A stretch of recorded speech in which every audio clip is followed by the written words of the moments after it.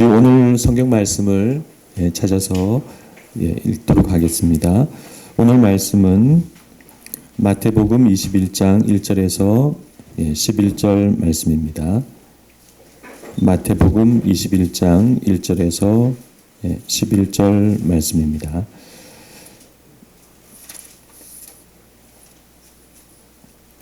네, 제가 읽어드리도록 하겠습니다. 그들이 예루살렘에 가까이 가서 감람산 벳박에 이르렀을 때에 예수께서 두 제자를 보내시며 이르시되 너희는 맞은편 마을로 가라. 그리하면 곧 매인 나귀와 나귀 새끼가 함께 있는 것을 보리니 풀어 내게로 끌고 오라. 만일 누가 무슨 말을 하거든 주가 쓰시겠다 하라. 그리하면 즉시 보내리라 하시니 이는 선지자를 통하여 하신 말씀을 이루려 하심이라. 일러스되 시온 딸에게 이르기를 내 왕이 내게 임하나니 그는 겸손하여 나귀 곧 멍에 매는 짐승의 새끼를 다투다 하라 하였느니라. 제자들이 가서 예수께서 명하신 대로 하여 나귀와 나귀 새끼를 끌고 와서 자기들의 겉옷을 그 위에 얹음에 예수께서 그 위에 타시니 무리의 대다수는 그들의 겉옷을 길에 펴고 다른 이들은 나뭇가지를 베어 길에 펴고 앞에서 가고 뒤에서 따르는 무리가 소리 높여 이르되 호산나 다윗의 자손이여 찬송하리로다. 주의 이름으로 오시는 이여 가장 높은 곳에서 호산나 하더라. 예수께서 예루살렘에 들어가시니 온 성이 소동하여 이르되 이는 누구냐 하거늘 무리가 이르되 갈릴리 나사렛에서 나온 선지자 예수라 하니라. 아멘. 네, 오늘 이 본문을 가지고 예수님의 예루살렘 사역이라는 제목으로 말씀을 나누고자 합니다. 오늘 본문은 예수님께서 드디어 예루살렘에 입성하시는 내용을 말씀하고 있습니다. 예수님은 여리고에서 예루살렘까지 거리로는 약 30km 거리를, 높이로는 약 1000m 높이를 하루 정도 걸어서 예루살렘에 도착하셨습니다. 예루살렘 근처 벳박의 마을에 이르셨죠. 아침 일찍 여리고에서 출발했다면 오후 늦게 벳박에 도착할 수 있었을 것입니다. 구글 지도를 보면 이 벳박에서 예루살렘까지는 약 1.5km 거리로 걸어서 20분 정도밖에 걸리지 않습니다. 네, 지금은 거기가 다 예루살렘 시가 되어 있습니다. 그런데 예수님은 거기서 바로 예루살렘으로 들어가시지 않으시고 제자들을 맞은편 마을로 보내어 나귀를 빌려오라고 그렇게 지시하십니다. 너희는 맞은편 마을로 가라. 그리하면 나귀와 나귀 새끼가 함께 있는 것을 보리니 풀어서 내게로 끌고 오라. 예수님이 예루살렘으로 바로 들어가시지 않고 이렇게 나귀를 준비하시는 이유가 무엇일까요? 네, 그것은 오늘 본문이 설명하고 있는 바와 같이 예수님이 왕과 메시아이심을 공개적으로 보여주시기 위해서입니다. 예루살렘의 성전 당국과 명절에 예루살렘으로 올라온 수많은 백성들 앞에서 그것을 일부러 보여주시는 것이죠. 그래서 이것은 일종의 퍼포먼스입니다. 생각해 보면 지금까지 예수님은 가급적 자신의 정체를 숨겨 오셨습니다. 메시아라고 스스로 말하신 적이 없고 또 제자들이 그것을 말하는 것도 단속하셨습니다. 근데 지금 예수님은 완전히 공개적으로 자신의 정체를 나타내고 계십니다. 예루살렘의 수많은 사람들이 다 주목하도록 그렇게 나귀를 타고 호산나 찬송 속에 마치 왕처럼 메시아처럼 입장하고 계시는 것입니다. 이것은 예수님의 의도된 계획입니다. 예수님은 예루살렘에서의 이 마지막 일주일 동안 어떤 일을 행하실 것인지 마음속에 이미 품고 계셨습니다. 그래서 예수님은 나귀를 타시고 호산나 찬송 속에 입성하시고 그리고 과격한 모습으로 성전을 정화하시고 대제사장과 서기관들과 율법 논쟁을 하시고 그들의 죄를 예루살렘 한가운데에서 선포하시고 또 그들에게 그들의 죄악을 그들의 그 화선언을 7번이나 그곳에서 하시게 됩니다. 성전의 멸망과 최후의 종말도 제자들에게 말씀하시고 최후의 만찬과 새로운 공동체를 만드시고 그리고 마침내 십자가에서 돌아가셨습니다.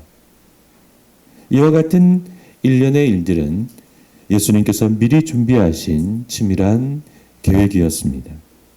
예수님은 이와 같은 사역들을 예루살렘 한가운데서 마지막으로 완성하시길 원하셨습니다. 그래서 지금 예수님은 예루살렘에 도착하신 것입니다. 아시는 바와 같이 예수님은 그간의 사역과 행적으로 예루살렘과 로마의 요주의 인물이 되어 있습니다. 1년 전에 특히 놀라운 그 오병이어의 사건부터 성전 당국은 노골적으로 예수님을 죽이려고 했습니다. 사람들의 민생구까지 해결해 주는 예수를 그들은 두려워했습니다. 그런데 숨어서 도망 다녀도 시원치 않을 그 인물이 이 명절에 예루살렘에 지금 당당히 나타나서 사람들 앞에서 이런 파격적인 행보를 하니 그들 입장에서는 도저히 이해할 수도 없고 또 도저히 그냥 넘어갈 수도 없었습니다. 그들이 보기에 예수는 스스로 죽음의 문턱을 넘어서고 있는 그런 불가해한 인물이었습니다. 한편 이런 사실을 예수님이 그럼 모르셨을까요? 그렇지 않습니다. 예수님은 자신이 예루살렘에 지금 올라가게 되면 자기가 거기서 어떤 일을 당하게 될지 잘 알고 계셨습니다. 제자들에게 3번이나 이미 말씀한 바이죠. 그러나 예수님은 예루살렘에 반드시 올라오셔야 했습니다. 마지막으로 마무리 지어야 하는 사역과 일들이 있었기 때문입니다.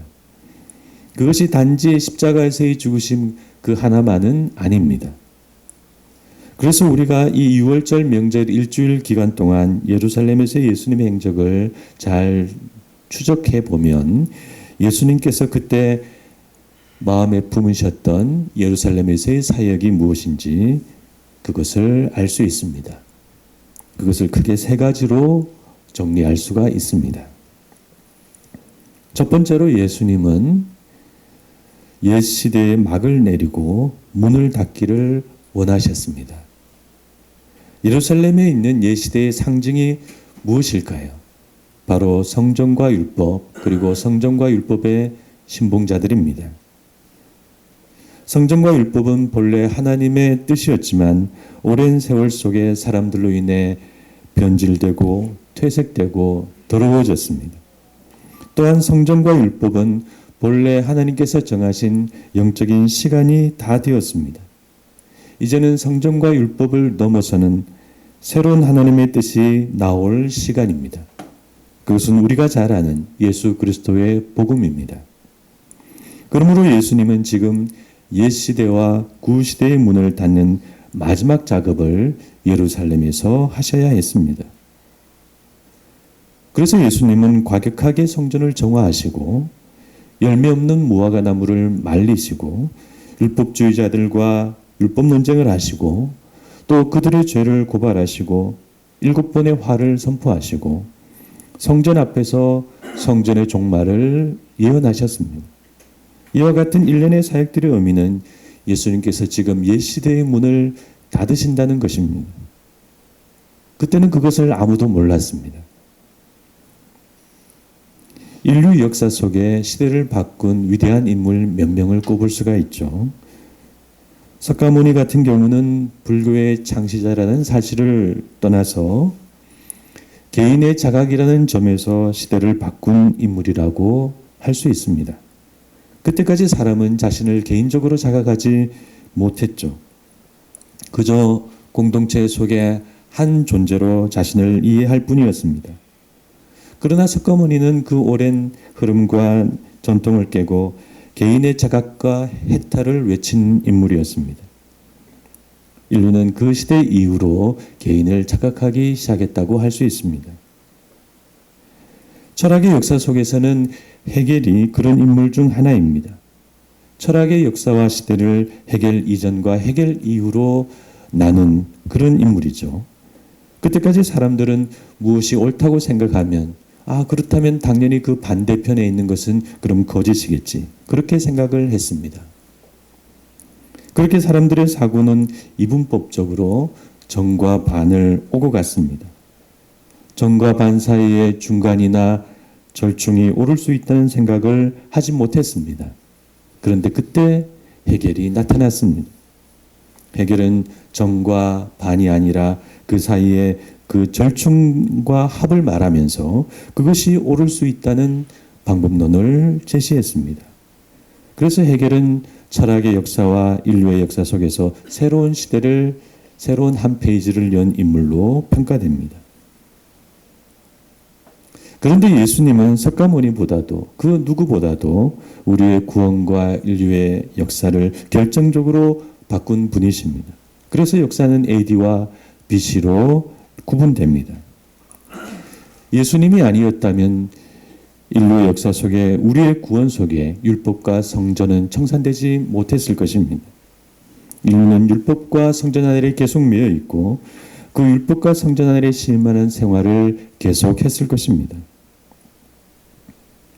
율법이나 또 일반 법이나 그 자체는 나쁜 것이 아니지만 우리 인간과 우리 일상이 거기에 예속되고 거기에 사로잡히게 되면 불행해집니다. 법은 사람에게 방향이 되고 가이드라인이 되어야 하지 그것이 사람을 통제하고 단속하는 수단 자체가 되면 바람직하지 않습니다. 사람을 세세한 법에 맞추어서 통제하고 그렇게 해서 우리가 그렇게 불안하게 살아가는 그런 것이 되면 불행해지죠. 법의 취지와 목적을 따라 우리는 자유롭게 살아가는 존재가 되어야 합니다. 그러므로 법은 우리 일상에 필요하지만 지나치게 세밀하게 또 엄격하게 적용되는 것은 올바르지 않습니다. 우리가 모든 주의를 조심해야 하는 것처럼 법치주의도 그런 점에서 조심해야 합니다. 왜냐하면 우리는 모두 다 허물이 많은 죄인이고 우리는 율법의 시대로 돌아가서는 안 되기 때문입니다. 종교적 율법과 우리 신앙생활도 마찬가지입니다. 그래서 예수님은 우리가 율법을 초월하여 하나님의 뜻 안에서 살아가도록 율법에서 우리를 해방해 주셨습니다. 그래서 우리 신앙생활은 그때부터 패러다임이 바뀌게 되었습니다. 율법 하나하나를 따지고 사람에게 강요하고 그래서 지키도록 하는 그런 신앙이 아니라 율법이 가리키는 방향으로 나아가는 영적이고 성숙한 신앙이 되었습니다. 그래서 하나님의 나라는 율법과 법을 초월한 나라입니다. 마지막 품꾼 하나에게도 한 데나리온을 주는 그런 놀라운 나라입니다. 이렇게 예수님은 우리의 신앙과 또 구원과 인류의 삶이 새 시대로 나아가도록 우리의 눈을 새롭게 뜨게 하셨습니다. 그러므로 우리는 이런 예수님의 사역을 잘 이해하고 그것을 우리 삶과 신학에 잘 적용해야 하겠습니다. 우리 일상도 그렇고 우리 신앙도 그렇고 그래서 옛 시대와 옛 방식으로 돌아가서는 안 됩니다. 어떤 분들을 보면 일상에서 무슨 문제가 생기면 무조건 법으로 해결하려고 하는 분들이 있습니다. 법을 따지고 규정을 따지고 그것으로 사람을 꼼짝 못하게 하려고 합니다. 믿는 신자인 우리는 가급적 그런 방식을 버려야 하겠습니다. 법보다 더 좋은 것은 우리의 건전한 상식과 선한 마음과 또 정직한 대화와 성경에 나와 있는 하나님의 뜻입니다. 우리는 그런 좋은 수단을 가지고 문제를 해결하려고 하는 사람이 되어야 합니다. 가끔 보면 목사님들도 무슨 문제가 생기면 교단법이 어떻고 무슨 회칙이 어떻고 그렇게 법을 앞세우시는 목사님이 있습니다. 그러나 우리는 법을 앞세우기 전에 하나님이 그것을 기뻐하시는지 기뻐하시지 않는지 그것을 먼저 생각해야 하는 사람들입니다. 법은 나중에 고려해도 늦지 않습니다. 이렇게 우리는 우리 일상과 사람들과의 관계가 법에 매이지 않도록 그렇게 주의해야 하겠습니다. 우리 신앙생활도 마찬가지입니다. 우리 신앙생활은 율법과 성전 안에 이루어져서는 안 됩니다. 안타깝게도 많은 교회가 있지만 신약교회다운 교회가 아직 많이 부족합니다. 많은 교회와 신자들이 여전히 구약의 옷을 입고 있습니다. 성전 같은 교회를 짓고 제사장 같은 목회자들이 구약의 모습으로 교회를 이끌고 있습니다. 그러나 신약의 교회와 신자는 구약 제사장이 제사를 드릴 때 뒤에서 말없이 서 있었던 그런 옛사람들이 아닙니다. 하나님을 직접 만나고 하나님의 뜻을 이해하고 성령 안에서 함께 교회를 세워나가는 사람들입니다. 우리는 성전과 제도에 기대는 의존적이고 의무적인 신앙생활을 버리고 하나님을 스스로 만나는 자기 신앙생활을 해야 합니다.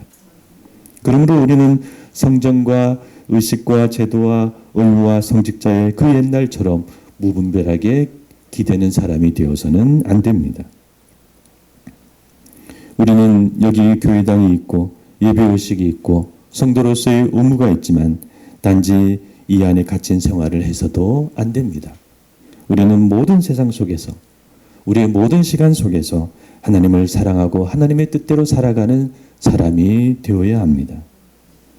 물론 이것은 우리의 신앙생활 속에 성전과 의식과 제도와 율법이 다 소용없고 다 필요 없고 자기 마음대로 신앙생활을 할 수 있다는 그런 말씀은 아닙니다. 예수님은 우리에게 교회를 주셨고 성령을 주셨고 신자로서의 의무와 사명도 주셨습니다. 그러므로 우리는 낡은 옛것을 벗고 동시에 영적인 새 것을 입어서 그런 새로운 율법과 뜻과 의무를 따르는 자유의 율법의 사람이 되어야 합니다. 그래서 야고보서는 우리 신약 성도들에게 이렇게 권면하고 있습니다. 너희는 자유의 율법대로 심판받을 자처럼 말도 하고 행하기도 하라. 우리가 이렇게 모든 면에서 새로운 모습으로 살고 신앙생활을 하는 것이 옛 시대를 청산하신 예수님의 뜻입니다. 그러므로 아무쪼록 율법과 성전의 옛 시대로 돌아가지 마시기를 바랍니다. 자유의 율법과 영적인 성전이신 예수님에게로 늘 나아가는 여러분들이 되시기를 바랍니다. 두 번째로 예수님은 새 시대의 문을 여셨습니다. 어쩌면 무엇을 비판하고 폐지하고 무너뜨리는 것은 매우 쉽습니다. 그러나 그 폐지하고 무너뜨린 자리에 새로운 것을 세우는 것이 없다면은 그것은 진정한 개혁이 아닙니다. 그래서 예수님은 그때 예루살렘에서 일주일 동안 율법을 부정하고 성전을 무너뜨리고 성전 당국을 비판하는 일만 하신 것이 아니었습니다. 예수님은 그 무너뜨린 자리에 새로운 것을 세우시는 작업을 하셨습니다. 이것도 그때는 그것을 아무도 몰랐습니다. 그것이 무엇일까요? 네, 그것이 바로 예수님의 최후의 만찬입니다. 누가복음 보면 예수님께서 그때 제자들에게 이렇게 말씀하신 것을 볼 수 있습니다. 내가 고난을 받기 전에 너희와 함께 이 유월절 먹기를 원하고 원하였노라. 예수님은 그 식사 자리를 원하고 원하셨다라고 말씀하십니다. 왜 그 식사 모임을 그렇게 원한다고 말씀하셨을까요? 그 의미가 단지 제자들과 마지막으로 정감을 나누고 위로하는 그런 식사하는 의미 그것이었다면 예수님께서 그렇게 강조하여 말하지 않았을 것입니다. 그 자리는 단순한 식사 자리가 아니었습니다. 그 자리는 지금까지 하나님의 역사와 인류 역사 속에 없었던 교회라는 새로운 영적인 공동체와 주의 만찬이라는 새로운 의식을 시작하신 자리입니다. 그리고 예수님은 그 새로운 공동체와 그 새로운 의식이 하나님의 나라가 온전히 이루어질 때까지 영원히 계속될 것이라고 말씀하셨습니다. 내가 너희에게 이르노니 이 유월절이 하나님의 나라에서 이루기까지 다시 먹지 아니하리라. 내가 이제부터 하나님의 나라가 임할 때까지 포도나무에서 난 것을 다시 마시지 아니하리라. 그렇습니다. 예수님은 옛 시대를 닫고 새 시대를 여셨는데 그것이 바로 교회입니다. 예수님은 교회를 통해 새 시대를 여셨습니다. 그런데 그런 큰 의미를 가진 교회이지만 교회는 처음에 예수님과 제자들의 그 마지막 식사 자리에서 그렇게 작고 은밀하고 조용하게 시작되었습니다. 예수님과 제자들이 둘러앉은 그 초라한 작은 모임이 바로 교회의 시작입니다. 하나님의 구원의 놀라운 역사는 성전으로부터 그 작고 초라한 모임으로 옮겨오게 되었습니다. 그러나 작고 초라한 교회이지만 교회는 영적인 실체입니다. 영적인 실체라는 말은 눈으로는 아무것도 보이지 않는다는 말입니다. 성전도 없고 제사장도 없고 제단도 없고 제물도 없습니다.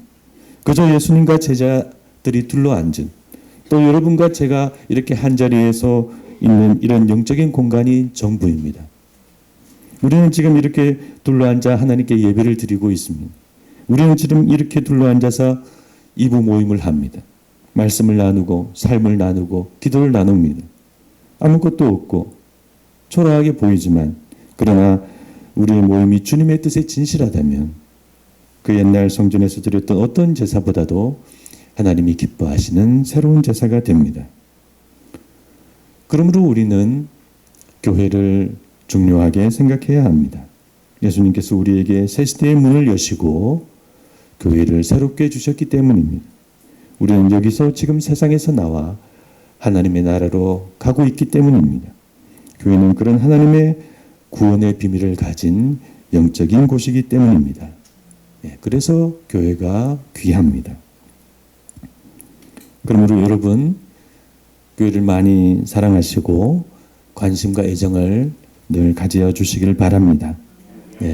일부러 그러실 필요는 없지만 자주 오실 수 있으면 또 교회 자주 오셔서 기도도 하시고 또 모임에도 적극 참여하시고, 여러분들이 교회를 영적으로나 마음으로나 이렇게 가까이 생각하실수록 우리 교회와 우리 나 사이에 그 거리가 가까울수록 우리가 더 많은 복을 받을 줄 믿습니다.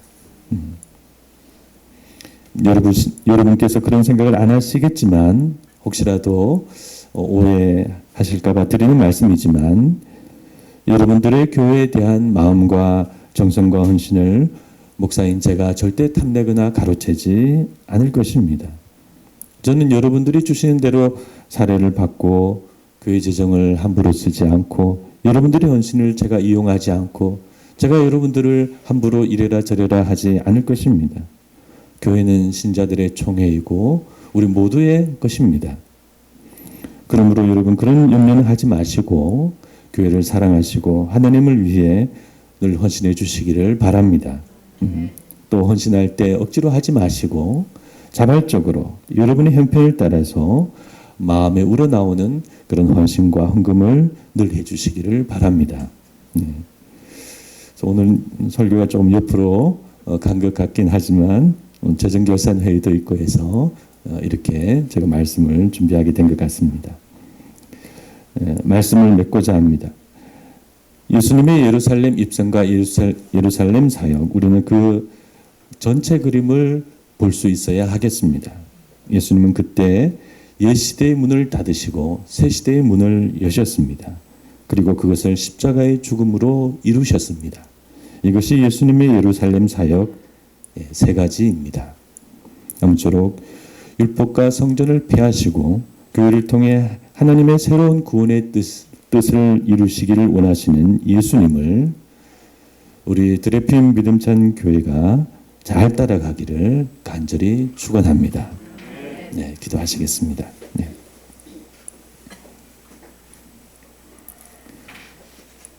하나님, 예수님께서 그 위험한 예루살렘으로 굳이 올라가셔서 그 마지막 일주일을 보내시는 내용을 저희들이 오늘 살펴보았습니다. 예수님께서 어떤 마음을 가지고 그때 예루살렘에서 행하셨는지, 옛 시대의 문을 닫으시고 새 시대의 문을 여신 그런 예수님, 그리고 그것을 십자가의 죽음으로 이루신 예수님, 저희들이 잘 알게 하여 주시옵시고 우리가 옛 시대로 돌아가지 않고 교회라는 공동체를 통해서 새 시대를 여신 주님의 뜻을 이해하고 오늘 그것을 열심히 저희들이 함께 이루어 나가는 그런 저희들이 되게 하여 주시옵소서. 우리들의 일상도 또 우리들의 신앙도 새로워지게 하여 주시옵시고, 하나님, 구약이 아닌 신약의 그런 신앙의 사람들이 되게 하여 주시옵시고, 그렇게 하나님을 믿고 나아가는 저희들이 될 수 있도록 인도하여 주시옵소서.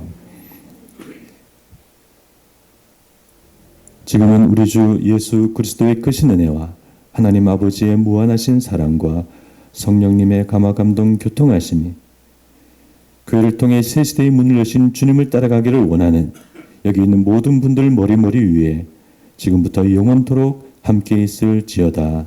아멘.